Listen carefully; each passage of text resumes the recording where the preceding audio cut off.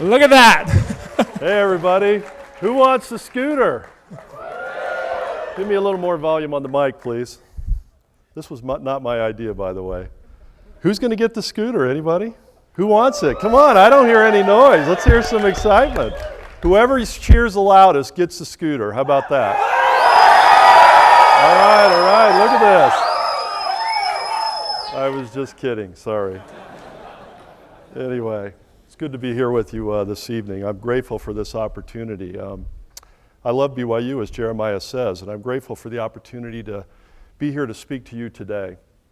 I hope and I have prayed that the message that I have prepared here today will speak to each one of you individually. And I know from experience, having given this a version of this message before, that if you listen, you'll gain something from this. So please key in with me here and help me as we go through this presentation. The most important question that I think we can answer right here at this point in time is, why are you sitting here today? Now, some of you are sitting here because you want that scooter, right? While others of you are here because you're here out of curiosity. Or maybe some of you have a business idea and you want to actually find out how to promote that business idea or raise money or get started. Others of you just simply want to make money, right? I mean, for whatever reason you're sitting here. What I want you to know is that all of these reasons are valid. But having been in a similar seat as you have been years ago, 35 years ago, I was here at the Marriott School of Management. They had a lecture series that was just starting. How many of you attended the lecture series? Okay, it's good, isn't it? They started that, literally the first year they started that, I attended that lecture series. So I had the opportunity to go in and actually listen to people like myself who had made money. Now what I remember in particular about that though, is that I was sitting there and in my mind, I really wasn't sure what I was going to be. There was all these conflicting emotions. I was excited, I was frustrated, I was scared, I was concerned. I didn't really know how it was going to turn out for me, okay? But if I had known what I'm going to teach you today, it would have accelerated my experience probably 10 years in advance of what it was. Now, it wasn't bad for me, I don't want to say that, but by the same token, our objective here at the Marriott School of Management, the Rollins Center for Entrepreneurship and Technology, and myself, is to help each one of you accelerate towards your goals and your dreams. I hope the reason you are here in part, though, is to figure out, in other words, in answering this question, why are you sitting here today? I hope it's in part to try and figure out what you are and what your capabilities are. Because once you figure that out, then you have the ability to go forward and to be very successful. Are you an entrepreneur? Are you a corporate executive? Are you a lifestyle business owner? The interesting thing is that you're all very unique and you're all very different. But if I could get you to figure out before my presentation's over which one of these buckets you fit in, it will have a measurable impact on you. Now don't think for a minute that if you're just a corporate executive that you don't have the opportunity to make a lot of money, okay? Whether you're a corporate executive, an entrepreneur, or a lifestyle business owner, you can make millions of dollars, okay? And I'm going to prove that to you here as we go through this presentation. Any of the things I spoke of above can lead to your financial dreams. Again, entrepreneurship is not the only way to wealth. Now, already said that. What I hope to do here today is expose you to the life of a corporate executive, an entrepreneur, and a lifestyle business owner in hopes that you can figure out which one of these that you are. And again, it will lead you toward lots of money. One of the best ways of doing this is just using a real life example. And so I'm going to take you into the story of General Motors and help teach you the differences between startups versus corporations or established corporations, because those differences are very, very huge, and it's very important for you to understand that on your pathway to figuring out who you are. Okay, what emerges out of this story, though, in particular, is the differences between entrepreneurs and corporate executives, and then we'll touch on a lifestyle business owner after that. Let's begin, okay? So let's differentiate between startups and large businesses. We have to do this for this story to be meaningful for you, okay? So a startup is not a small version of a large corporation, okay? A lot of you think, or a lot of people think, that they can go into a big corporation, they get some experience, and then they're going to leave the corporation and go do what? A startup. It doesn't work that way. Why? Because traditional big company planning tools don't work in a startup situation. Profit and loss statements, balance sheets, cash flow forecast, planning cycles, all the traditional tools you use in a large corporations, you don't use those. You don't have any revenue. You don't have any customers, right? It's a startup. All you have are these ideas. What do you need in order to make your ideas work? You need cash, right? Cash is what you're after. You're trying to raise money. You're trying to deploy that cash against your R&D activities, creating your products, hiring good people, getting your idea out and established. That's what you need, is you need cash. So again, startups versus large corporations. You can't take the fundamentals of a large corporation and just pull them down into a startup. Doesn't work. Startups are looking for scalable, repeatable revenue, okay? So you've got this idea. You create a prototype of it if you're following Steve Blank's lean startup methodology, right? So you get yourself your prototype, you go out, you look for some customers. Once you find them, you begin to explore to see if there's like customers behind them. Okay, that didn't work. So then I go over here and I start and I look again. Well, that one doesn't work. Then I go over here, next thing I know, I begin to find not one, but two, but three, but then groups of customers, and I find that vein of customers and I begin to follow it up. That's what a startup's all about. It's an entrepreneur with an idea looking for scalable, repeatable revenue. And you need cash to fuel that process. Startups are built on hypotheses, which just simply means ideas, all right? So any idea you need to test to make sure that it works. You're going to write yourself a business plan. What's going to happen to that business plan very quickly? It's going to change, isn't it? It's going to change probably sometimes within weeks, sometimes within months. So it's in a constant state of flux. Why? Because you're looking for scalable, repeatable revenue. And every time you do, you go out and find a certain group of people and you start up that vein, then you're going to find out certain things about them. You're going to come back and you're going to learn. You're going to apply that to your business plan, expand it, grow it. It's going to get better, okay?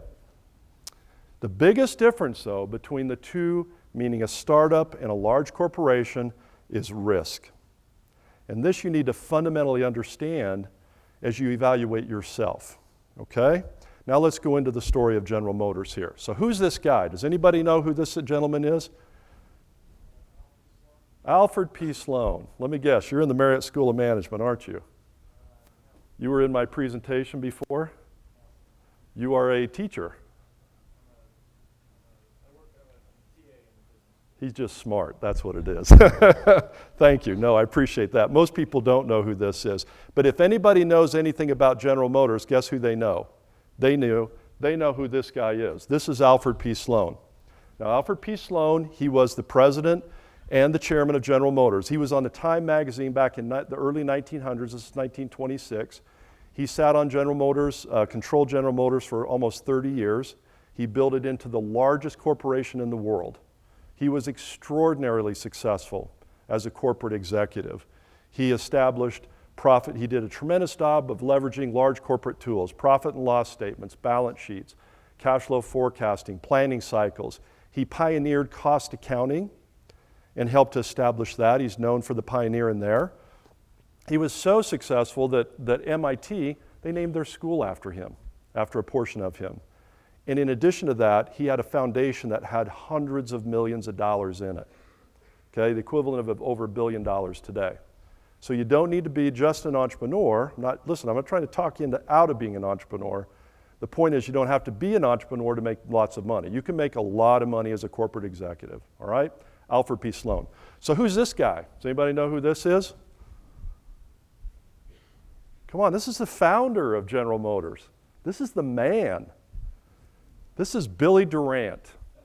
Billy Durant was the leader in horse-drawn buggies. I know it sounds ridiculous, but this guy, he had it. He'd already made a ton of money in horse-drawn buggies. When the paradigm shift occurred from horse-drawn buggies to automobile, Billy was right in the forefront of that, just digging around. What was he looking for? He was running around looking for scalable, repeatable revenue, wasn't he? And he was pretty darn good at it. And he got General Motors established, he started to grow it, and then all of a sudden General Motors did what? They fired him. They fired him, so what did he do? He went out and started another business. He started Chevrolet. And he got to be so successful with Chevrolet, he passed General Motors and then secretly went and bought up the stock of General Motors, and his first course of action was to do what? Fire the board members that fired him, right? So he regains control of General Motors. And then eventually he was again fired by the board when it was at the equivalent of $3.6 billion in revenue. Why did Billy get fired? He got fired because of risk. If you look at Durant versus Sloan, it's not better, worse, worse, better. It's just different, right? Entrepreneur, corporate executive. Corporate executive developed, implemented, perfected large company tools, profit and loss, balance sheet, cash flow forecasting, planning cycles. He eliminated risk. What do shareholders want? Predictable growth. They don't want your harebrained ideas. They just want their money secure and to grow at a predictable rate. You'll even get penalized if you grow too fast or too slow. They want it right where you said it was going to be. And Alfred P. Sloan could do that. On the other hand, you have this visionary, this entrepreneur, Billy Durant, who's out running around looking for what? Scalable, repeatable revenue. Anytime you're out looking for that, that is what? That's risk. Okay? So the fundamental differences then between the two are corporate executive, no risk, and here you have an entrepreneur who's out there looking for scalable, repeatable revenue, very risky. Does that make sense? Okay. Hopefully from this example of General Motors, you see a contrast between startups, General Motors in the early days, full of risk, entrepreneurial, exciting. That's my world. I love that kind of thing, all right? Versus a large corporation. General Motors is an established company under Alfred P. Sloan. No risk and predictable growth, all right?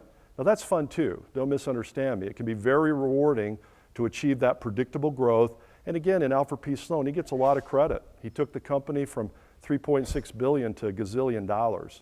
Did a very, very extraordinary job. Okay, now that we've contrasted startups, entrepreneurial lifestyle, with large corporations, let's break out their individual roles, okay? So what is an entrepreneur? An entrepreneur is someone who wants to change the world, okay? You think it's about the money. It's not. Now don't get me wrong, Zuckerberg is not going to hand over his $28 billion, is he? Okay? He likes the money, but that's not why he went into it. He wanted to change the world of social media. Or Apple, you know, they wanted to change the world of whatever it is they do, right? Okay? Most entrepreneurial endeavors, the reason that they are what they are is because the entrepreneur wants to change the world. In addition to that, it's someone who takes limited resources and looks for scalable, repeatable revenue. All you've got is an idea, and you're trying to get people to buy into that vision. And then you're trying to raise money, and while you're raising money, you're building prototypes. While you're building prototypes, you're positioning it in front of customers, trying to get those customers to give you feedback. That feedback's extraordinarily valuable because it helps to evolve the product, right? Once you've got that product dialed in, then you can find that scalable, repeatable revenue, and your company begins to take off. Then you can bring in the other things behind it. It begins to form, the skeleton forms around it, and it gets more established, okay? Not afraid to look stupid. They can see clearly where to go and inspire people to buy into his or her vision. Now, the reason this is up there is because shortly after I married my beautiful wife, and I'm an entrepreneur just all my whole life. I've only worked for myself and starting businesses. And I was sitting with my father-in-law, who is a corporate executive and a very successful one. And he says to me, he says, "Nathan, do you know what your greatest attribute is?" I said, "No." And he said, "It's your ability." He says, "You're not afraid to look stupid." Now, does that sound like a compliment to you? I mean, it didn't feel very good. But after I thought about it for a minute, because he truly meant it as a compliment. You know, how many times you sit back and you go, wow, that guy's stupid. Do you hear his idea? Do you hear what he wants to do? You know? But then after he's successful, what do you say? Oh, that was obvious that what he did, right? But the thing is with an entrepreneur, he can see 6, 7, 8 steps ahead of everybody. So to him, he looks stupid. But to him, it's not. Why? He can see it very clearly. We can filter through the noise. We have a sixth sense or intuition to find right elements to combine together. Now, some people call this luck, but it's not. There's been studies done on this. What intuition is, in many respects, and or this sixth sense that I'm speaking about, is it's high data through flow. So an entrepreneur just gets a lot of data just flowing in. We call it high data, low data, high risk, okay? A lot of data just flowing through. We don't do a lot to analyze it. We just naturally have this ability to kind of filter out the things that are irrelevant, grab the things that are, and then we just have extraordinary passion around them, and we're able to fuel that and to move forward. Does that make sense? Doesn't overreact, can sleep through the storm. Why? Because we know we're right. Okay? Now this leads back to the story of the rancher and the cowboy, okay? Rancher needs a cowhand. Cowhand shows up. Cowhand says, I need a job. Rancher says, okay, what's your strength? He says, well, I can sleep through the storm. Big storm comes in.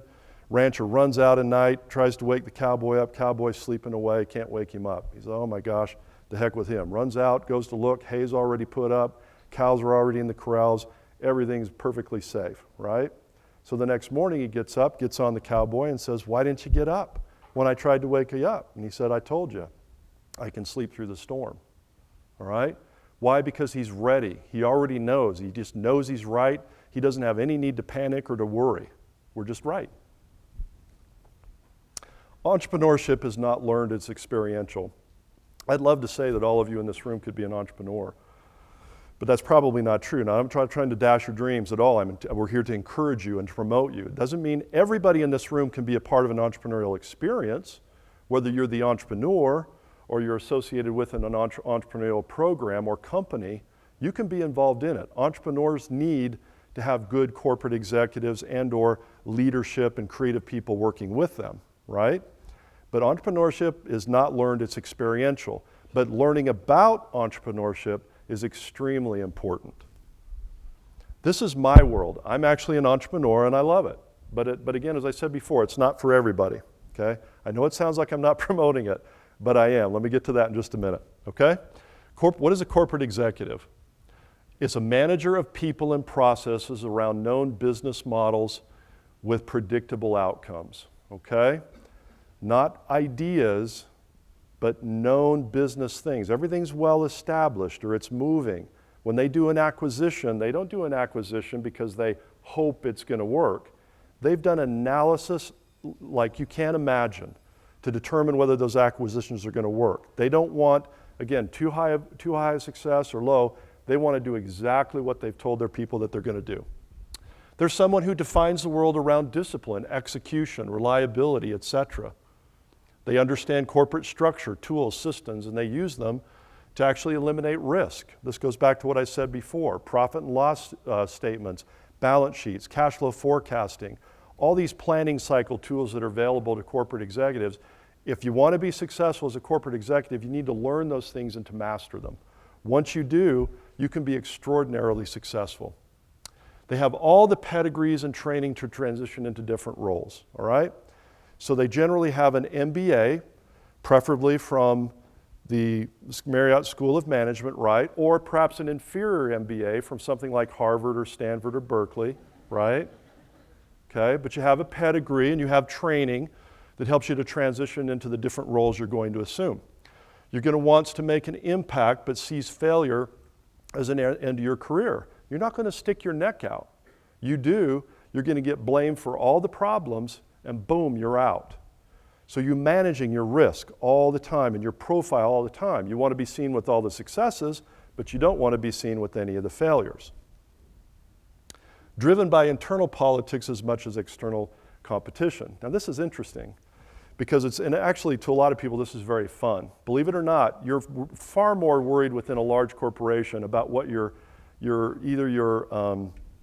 people have similar, your peers, the people that are similar to you, or what your boss thinks about you.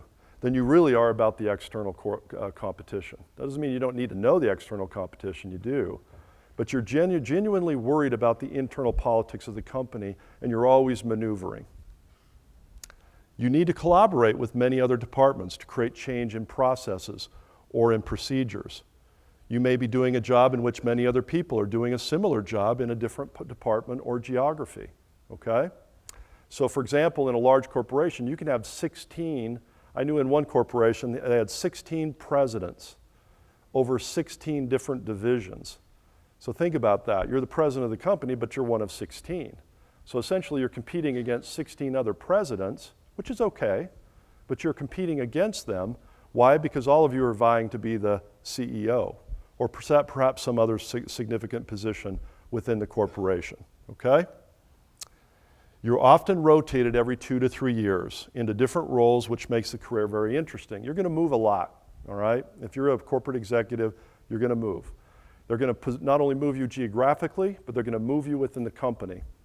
Let's say your background's in marketing, okay? But if you wanna be the CEO, you need to have a well-rounded view of the corporation. So they might put you in R&D for a little bit, or they move you into sales for a little bit. They might even have you over R&D, okay? They're gonna move you to different roles and in different geographies to give you exposure and to prepare you for a higher level position. Reducing risk is often more important than generating revenue growth. I think I've emphasized that point enough. Okay, now let's talk about lifestyle business owners, all right? This statistic's a little old, it's actually a little bigger now, but there are 5.7 million small businesses in the United States.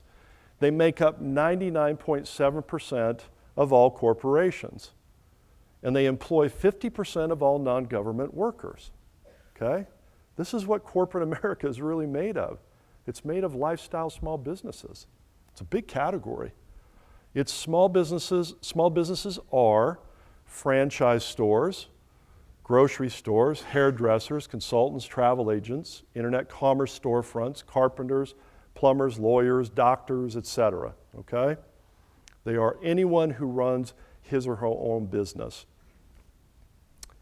Their primary goal is predictable revenue stream for the owner with reasonable risk and reasonable effort, and without the need to bring in world-class engineers. Now, don't misunderstand me. Their systems and processes and tools are just as important as any big corporation or entrepreneurial program, all right? They just don't need to bring in world-class managers to run them.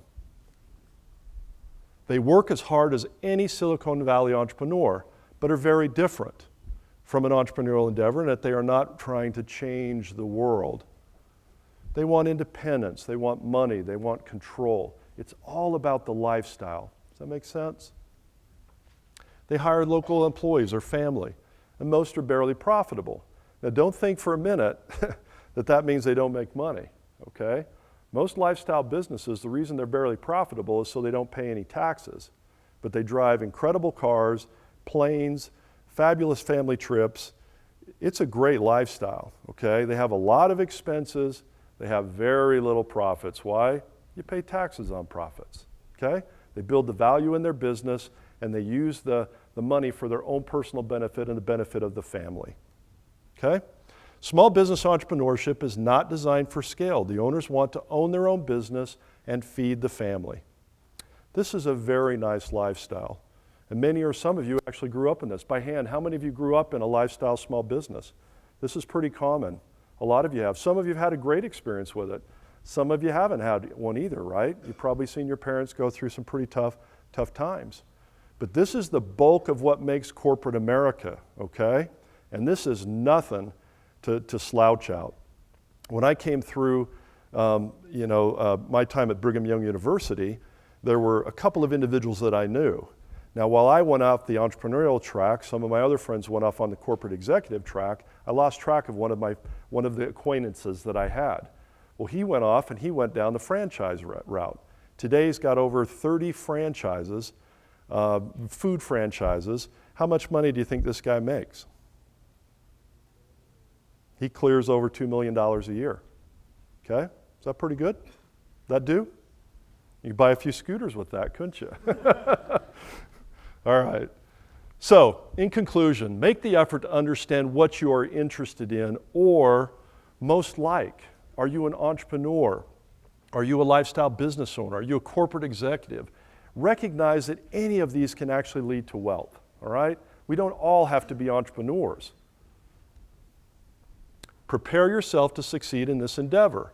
If you want to be an entrepreneur, then study entrepreneurship. The Rollins Center for Entrepreneurship and Technology has extraordinary resources available to you. The Marriott School of Management has extraordinary resources if you want to be a corporate executive.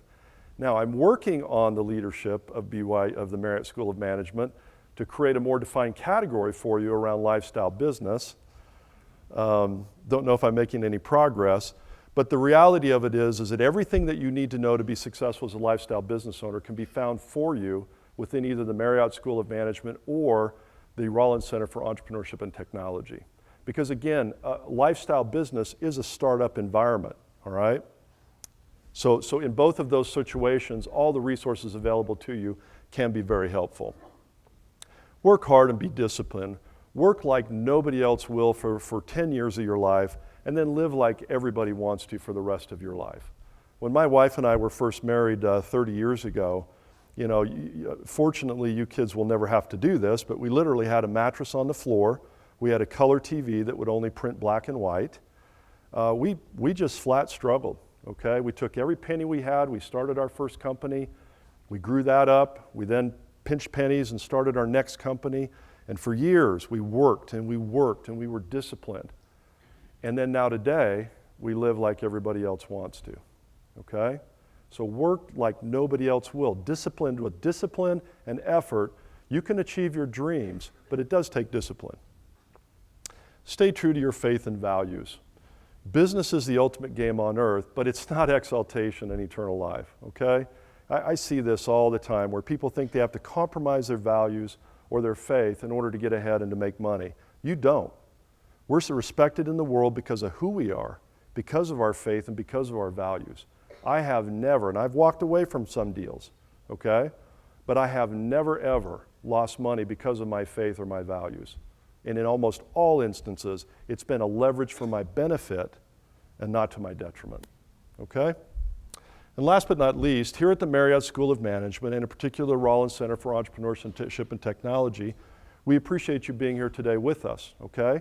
What you need to recognize is that you don't have to join the Marriott School of Business or of Management, or the Rollins Center for Technology and Entrepreneurship in order to learn about these sorts of things. You can pick certain classes out and begin the process of learning and growing.